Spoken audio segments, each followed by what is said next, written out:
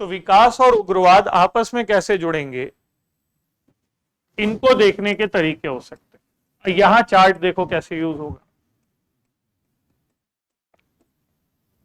पहले बोलते हैं विकास नहीं हुआ तो उग्रवाद क्यों होगा, और इस पर हम चर्चा कर चुके हैं। विकास नहीं हुआ तो व्यक्ति में सापेक्षिक वंचना होगी जो उसे उग्रवाद की तरफ ले जाएगी। क्लियर है? ये पॉइंट कल डिस्कस किया है मैंने। बस मैं थोड़ा सा ही पढ़ाऊंगा, बस यूज करना सिखाऊंगा, कहां यूज करना है बार बार। पहला पॉइंट। दूसरा, यदि विकास नहीं है तो गरीबी होगी, और आदमी स्पीड मनी के चक्कर में, ये वर्ड यूज करते जाना, कौन सी मनी? जल्दी पैसा कमाना है। वंचना होगी तो व्यक्ति शोषण के से पीड़ित होकर उग्रवादी हो जाएगा कि मेरे साथ गलत हो रहा है।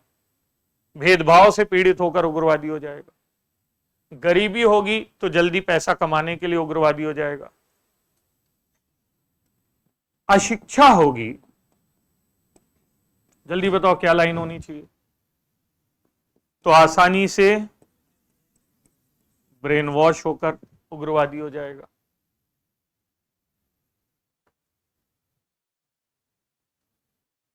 यही है। अल्प विकास में किसका प्रभाव ज्यादा होता है? तो धर्म की गलत व्याख्या से,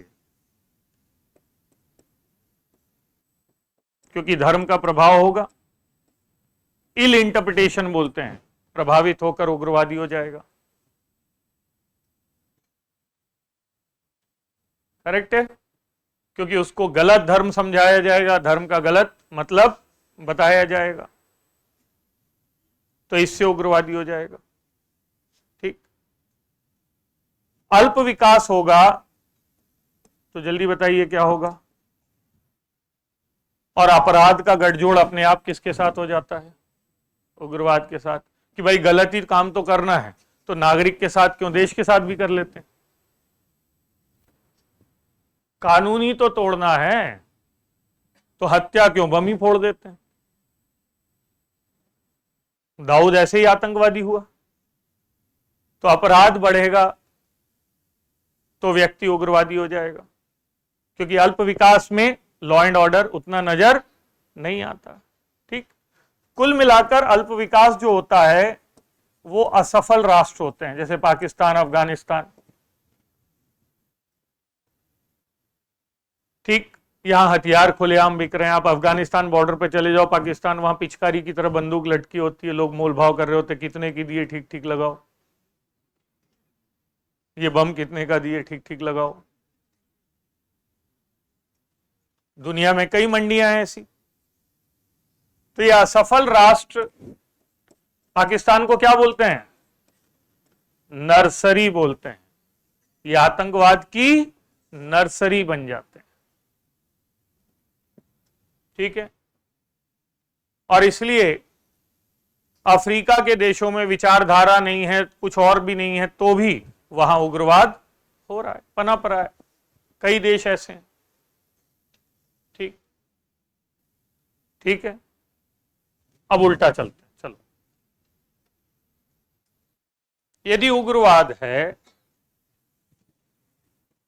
तो आपके यहां निवेश नहीं होगा, निवेश नहीं होगा तो विकास नहीं होगा। करेक्ट है?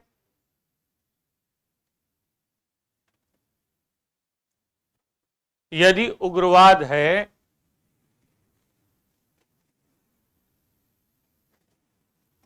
ठीक, तो इंफ्रा का डेवलपमेंट कम रहेगा, क्योंकि वो बार बार जो सड़क है, तार हैं, उनको तोड़ देते हैं।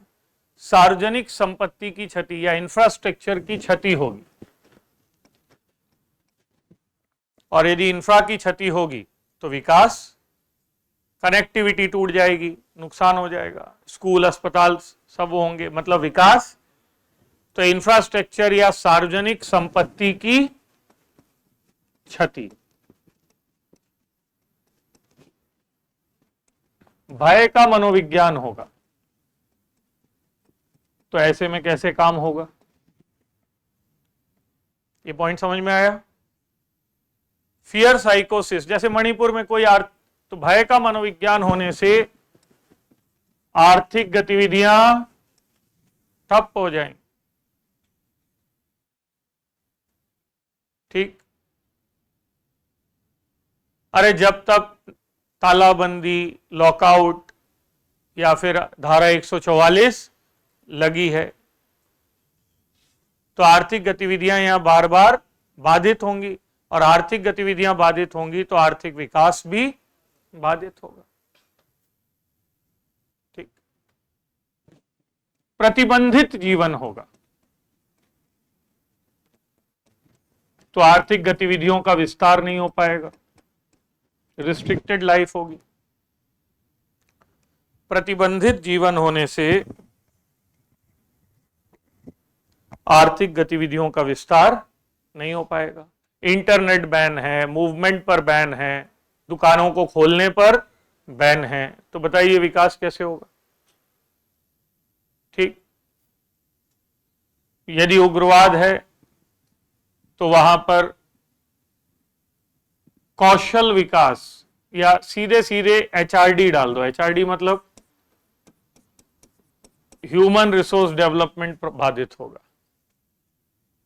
कौशल विकास, उद्यमिता विकास, ये शब्द सुने आपने? इसीलिए तो हम विकासात्मक रणनीति में यही कर रहे हैं, यहां जाके सड़क बनाओ जी, टावर लगाओ जी, नौकरी दो जी, यही कर रहे हैं कि नहीं? तो आर्थिक गतिविधियों का विस्तार बाधित होगा। यहां पर मानव संसाधन का विकास बाधित होगा, और मानव संसाधन विकास नहीं है तो वहां पर नेचुरली अल्प विकास होगा। ठीक, अब बताओ इनमें से पहले क्या आया?